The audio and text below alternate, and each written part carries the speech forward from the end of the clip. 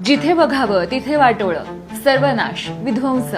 महाराष्ट्र असो, पंजाब असो किंवा उत्तराखंड असो, यावर्षी देशभरात सर्वत्रच एकदम टोकाची पूरस्थिती दिसते.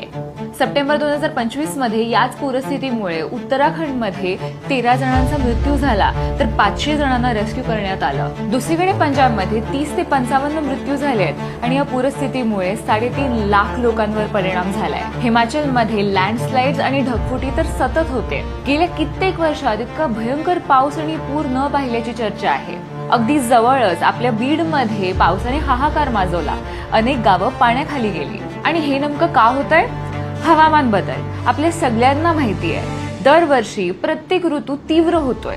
सेंटर फॉर सायन्स अँड ॲडव्हान्समेंटच्या अहवालानुसार गेल्या वर्षात म्हणजे 2024 मध्ये जानेवारी ते सप्टेंबर मधल्या 274 दिवसांपैकी 955 दिवसांमध्ये टोकाच्या हवामानाची परिस्थिती दिसली. मग ते हीट वेव्हज असोत, शीतलहरी असोत, चक्रीवादळ असो किंवा पूर, हे सगळं खूप कॉमन होतंय.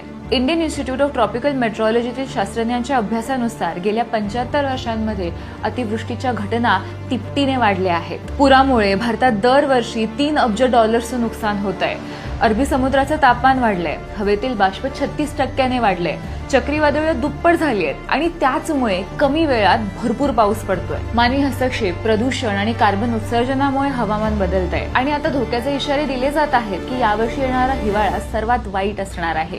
यावर्षी गेल्या शतकातली सर्वाधिक थंडी उत्तर भारतात पडणार आहे. कशी करणार आहे आपण या सगळ्यासाठी तयारी? कोणाला सांगणार? इथे भाषेपासून खड्ड्यांपर्यंत राजकारण होतंय. पण या विषयांवर, हवामान बदलावर कुठलेच लोकप्रतिनिधी बोलताना दिसत नाही. सरकारी पैशातून लोकांना मदत केली जाते, पण यावर उपाय काय आहे? प्रदूषण कमी करण्यासाठी काय केलं जातंय?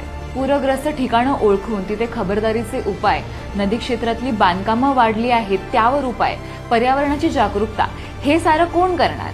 आणि नाहीच केलं तर निसर्ग काही श्रीमंत गरीब जात धर्म बघत नाही. विनाश तर सगळ्यांचाच अटळ असेल.